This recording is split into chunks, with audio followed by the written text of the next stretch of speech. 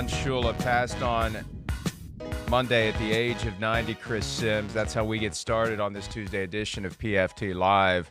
One of the all-time great figures, one of the stalwarts of the NFL, the all-time winningest coach, back-to-back Super Bowl titles, turned around a Miami Dolphins team, and that implies there was ever a right direction from the Miami Dolphins. They were never anything until he arrived in 1969, and just in his third season had them in the Super Bowl. That's an amazing kind of turnaround. That's an amazing turnaround by today's standards. Back then, it took at least 5 years to get a team out of the weeds. Just amazing what Don Shula accomplished, both with the Colts and then with the Dolphins. And a sad day for the National Football League with the passing of one of the true all-time, one-of-a-kind greats.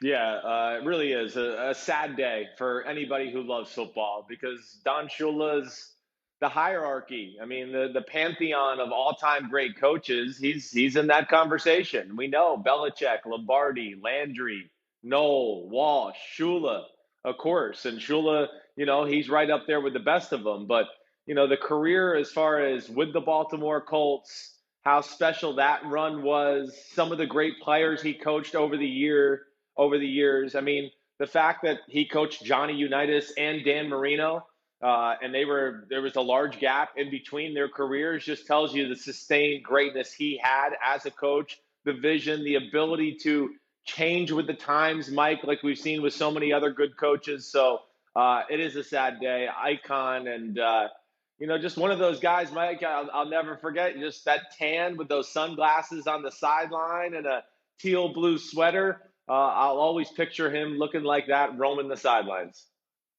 The team issued a statement following his passing on Monday. Don Shula was the patriarch of the Miami Dolphins for 50 years. He brought the winning edge to our franchise and put the Dolphins in the city of Miami in the national sports scene.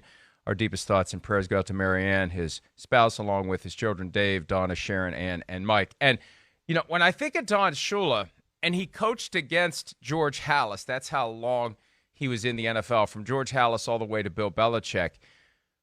Don Shula is as integral to the Dolphins as George Halas was to the Bears. Now, George Halas owned the Bears, but, they'll surely wear the initials DFS for Donald Francis Shula this year in Miami. But I almost feel like Shula is big enough to the Dolphins that it should be perpetual, like the GSH that we have seen on the sleeves of the Bears for the past 35-plus years, Chris. Sure.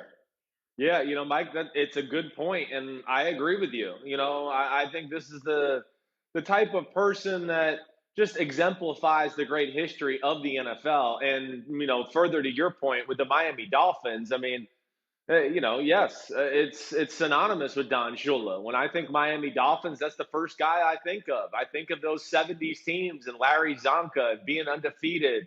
So the fact that he went from the Baltimore Colts, where, they were viewed as the best team in football, the best team in the NFL, won a championship there, of course, had that crushing Super Bowl loss in Super Bowl III to the Jets. But then to just go to Miami, like you said earlier, and almost instantaneously make them a power within the NFL, that was remarkable. I mean, to go to 3 straight Super Bowls in the early 70s and be on the the undefeated 72 team, sandwiched in between the 3 Super Bowl appearances and winning Super Bowl II and the second and third appearance there. Yeah, I'm with you, Mike. I mean, you should have his initials on the jersey, maybe a decal on their helmet forever. He is the Miami Dolphins. And I misspoke earlier, and I'm going to blame it on the fact that the season happens in one year and the Super Bowl happens in the next year. But the bottom line is this. It was his second season with the Dolphins that he took them to the Super Bowl, not third. Right. In season 2 with the Miami Dolphins, they went to the Super Bowl, lost to the Cowboys, and then became a team that lost the Super Bowl, and then that sparked the 17-0 season. And how many years went by before another team was able to lose the Super Bowl and turn around and win it the next year? It was the Patriots after losing Super Bowl 52, winning Super Bowl 53. That's how long it was. That's how hard it is to do what he did like it was nothing, right? He laid the foundation for greatness in Miami immediately, took them to a Super Bowl. Yeah, okay, I lost again because, look, the one footnote on his career is he was the coach of the Colts when they lost to the Jets in Super Bowl III. I think he more than made up for that. But to go 0-2 in the Super Bowl initially, as he said in his Hall of Fame speech, it's very easy for that to perpetuate and to get out of, and to not get out of that rut, and to turn it around the way they did with true perfection. One of the things Larry Zonka said yesterday to reporters about Don Shula, Zonka resented Shula's ways more often than not until he saw what Shula's ways did in 1972. And when you go undefeated and win the Super Bowl, adhering to very focused, determined, high expectations from your coach, that gets the guys to buy in. And Zonka bought in at that point. He understood. He got it. He realized that there was a method to the madness of the coach who drove and pushed and tried to get the absolute most out of his players. I mean, that's what any good coach does, and Shula did it. Yeah, that's right. I mean, when you're a player, you forget sometimes, and you take it personal, But then it's one of those things. Once you step back, or somebody older and wiser explains it to you, or maybe your career is over, you realize, man, that guy he was pushing all my buttons to make me the best I could possibly be. I mean, Don Shula certainly had that effect. The fact that went to Super Bowls in 3 different decades, and like we've already mentioned, the quick turnaround from the Colts to the Miami Dolphins, and the Dolphins being so relevant in the 70s. And then really to start the 80s, extremely relevant once again. Go to the Super Bowl in 1982, the strike-shortened season, and lose to the Redskins. Oh, okay, oh, yep, hey, we need a new quarterback. Oh, hey, Dan Marino's here. I can change with the times. We'll be the biggest, best throwing football team in all of the NFL. The 70s, he wins with smash mouth running football. The 80s, all of a sudden, it's Dan Marino and the high-flying show. And then was also competitive in the early 90s, before he finally retired and got out. So just an amazing long stretch of a career. And to be that relevant that long and be able to change your style of plays and be able to adjust to the players over the years and how they change, because we know they change decade to decade. I think it just speaks to how smart he was, the vision he had on the football field, and most importantly, the person he was and the people skills he had to be able to adjust to all these people all through the years. Well, one name of a former Don Shula great quarterback that came up a lot in January was Bob Griese, because that's how the 49ers were winning playoff games, with the quarterback doing the bare minimum, hardly throwing the ball at all. And to go from that in the early 70s to Dan Marino in the mid-'80s, that epitomizes the idea that you take what you have and you make it work with what you have. When you have, and the rules influence that as well, obviously, but when you have a gunslinger like Dan Marino, when you've got Mark Clayton and Mark Duper on the outside, that's what you cater to. When you've got Larry Zonka, Jim Kick, and Mercury Morris, and you can just run the ball down the throats of any defense that you face, then that's what you focus on. That's what coaching is. Whatever your team is, you take those guys and you make it work. And Marino told a story yesterday that he never met Don Shula before he was drafted. I don't think he even spoke to him before Shula called and picked him, because Marino had that free fall in 1983. Right. And the Dolphins, the one team that realized we may have something here with this kid. Let's take this kid from Pittsburgh and bring him to Miami. And I guess some parallels, because Don Shula was an Ohio guy. He wasn't a Florida guy. He had nothing to do with Florida until he became the Dolphins coach in 1970. So, there was that kinship right out of the gates, and it worked right out of the gates. And Shula knew, hey, I'm going to have passing numbers I've never had before, because I have a guy like I've never had before, except for John Unitas. But that was a different time, different place, different era. But still, to get the most out of it, that's what Unitas would have been in the 80s. That's what Marino was in the 80s. But that's what Bob Griese was never going to be able to be in the 70s. Yeah, that's, yes. And of course, you got Johnny Unitas a little bit towards the end of his career, but it does. It's amazing when you think about the 70s Dolphins. And, I'm the kind of kid and still to this day that goes back and watches Super Bowl memories and old Super Bowl games. And, season-long stories about the 72, 73 Dolphins or whatever it may be. It just the fact that he won in the 70s with run game, defense, and then in the 80s, to stay relevant like they did, and of course win the AFC East and be in the AFC playoffs a whole lot. Had some great battles with the Buffalo Bills towards the end of the 80s decade and all that. Just to change your genre around, Mike, I think, again, it just speaks to all the great things Don Shula was as a person and a coach, because you're right. He just took whatever, these are the ingredients. Okay, we're going to make it happen and work. And, they were still very competitive and a pain in the butt. And amazing, too, when you really think about the 80s, because all I think about is Dan Marino and the offense and some of those Super Bowl teams they went to. I'm not even sure I can, right now, I'll choke. I can't remember some of the defensive players on those teams because I don't think they were great defenses or any household names at that point that I could sit here and say, oh, yeah, man, he had that defense to line, lay back with in case Marino wasn't on fire. No, it was all about the offense and Marino out shooting out people. Outshoot out people. I think the defense back in those days was the Killer Bees. The Killer Bees in the early 80s. Will be chiming in on Twitter. It was the Killer Bees defense because so many of the players on that defense had a last name that started with B. Sometimes the nickname is really that simple. We got a lot of Bo Campers and whatnot, and here, all right, it's the Killer Bees. So there was just something. And see, for me, I discovered football right at the time that the Dolphins were going 17-0. For me, the moment that I understood that the NFL was a big deal was the Immaculate Reception game, December 20, 1972. I've told that story before about how the game was blacked out in the town I grew up in because it was 60 miles from Pittsburgh. And back in those days, the game was blacked out within 75 miles, even if it was sold out, and it was. So we picked up a signal from outside the bubble. We were the only house in the neighborhood that had it. The house was full of people. Everybody went nuts when Franco Harris made the catch.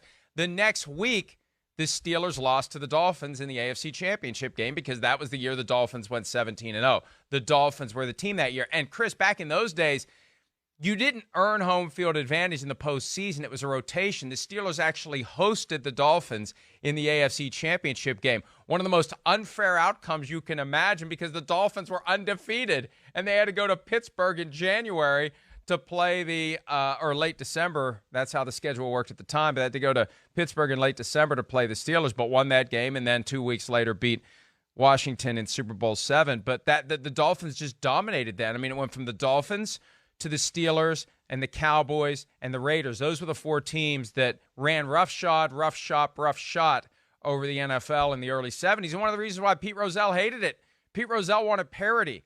Today's NFL, although you could argue, especially with the Patriots, today's NFL is a lot like the NFL in the 70s. But today's NFL was born of the frustration that people who ran the sport felt because it was always the same teams that were in the mix for a championship. And there were so many other teams out there that were just like, well, what are we doing here? Well, we can't compete with these teams. Yeah, well, yes. Those Dolphins teams, first off, the Immaculate Reception thing, I think that's amazing because so many people don't realize that everyone, I think, thinks the Steelers made that catch and went on to win the Super Bowl. It is a cool tidbit to know that the Dolphins shattered that dream just a week later.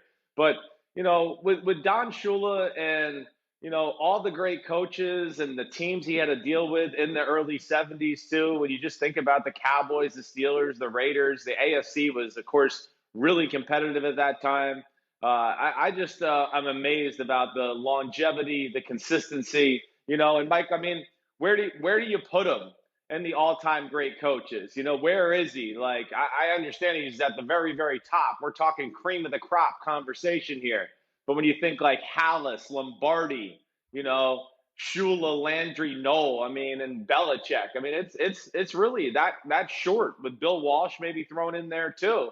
I don't know if there's any other names that come out, as far as the cream of the crop, greatest head coaches we've ever seen in the sport. There's probably a few I'm missing there, but he's certainly in that conversation with the Hallis and Lombardis and Belichicks.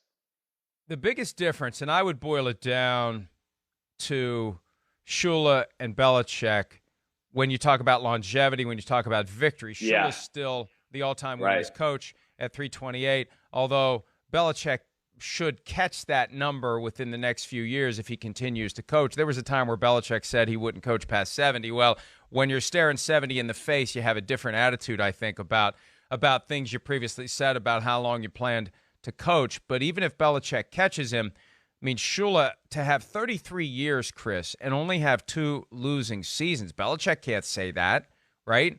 No. And maybe he'll get to 33 years, but we'd have to go back and look. I mean, he had losing seasons with the Browns. He had a losing season to start his career with the Patriots. The years that they haven't made the playoffs, I think in 2002 they were 8-8, and then in 2008 they were 11-5, and somehow didn't make the playoffs because the Dolphins ended up winning the division that year.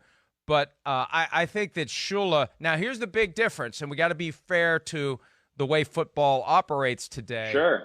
It's a hell of a lot harder to hold your team together now than it was back in the 70s. Once you got that nucleus of great players, you kept them. Although Don Shula did have guys like Larry Zonka and Mercury Morris defect to the WFL. If you even heard of the WFL, look it up on Google. Not now. Wait until after the show. The WFL was one of these alternate football leagues back in the early 70s, the first one to really give the NFL a run for its money, and it swiped Larry Zonka away from the Dolphins. Yeah, I had no idea. I never heard that ever in my life. So, and that's shocking to me. But that's a new one to me. But you're right. I mean, it was a different age then, but it doesn't matter. You know, he still built a nucleus, and there is something to be said about that. There really is. I mean, yeah, to go from the Baltimore Colts, who were a power in the NFL, what he had built there, they were building a dynasty there. Won the NFL championship, right? And then, of course, I know lost Super Bowl III, but had something sustainable. And, of course, the Colts went to the Super Bowl in Super Bowl V against the Dallas Cowboys not long after Shula left. So, it showed you what he built there. And then, of course, to build it basically 3 different times with the Miami Dolphins, it is amazing to be able to do it that long. And that is not an easy job. Being a head coach in the NFL, man, you're on call 24/7. It's a grind, and it's a lot of different characters you got to deal with. And he dealt with them as good as anybody we've ever seen. And I'll miss his tan, smiling face, that's for sure. Let me just add this little postscript for those who are wondering what in the hell the WFL was. It was a league that lasted for just a season or 2, but actually managed to get Zonka, Jim Kick, and receiver Paul Warfield away from the Dolphins to play for the Toronto Northmen. And Chris, if you never heard of the WFL, you never heard of the Toronto Northmen. The WFL did not last long. Hey, look, they almost got Ken Stabler away from the Raiders. That's how competitive they were from a financial standpoint, because back in those days, you didn't have free agency. The players didn't have leverage. When your contract expired with your team, you were free to sign another contract or not play. That was it. So it was a lot easier to hold a team together, except when the WFL came along, and Don Shula had to deal with that, but not the kind of issues that Bill Belichick deals with when you see players leave almost every year. Still, Shula, truly one of the all-time greats, truly a name that would be, I don't know if there's an overall NFL Mount Rushmore. We've talked about Mount Rushmores for different teams, different positions, different eras. I don't know.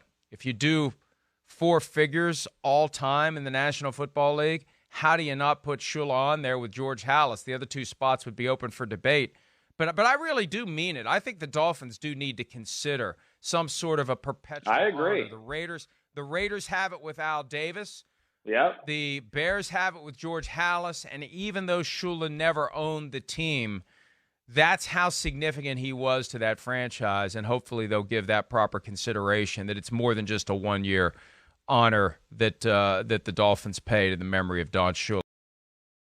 Hi, I'm Mike Tirico, and thanks for watching. Make sure to hit subscribe for the latest news and highlights from NBC Sports.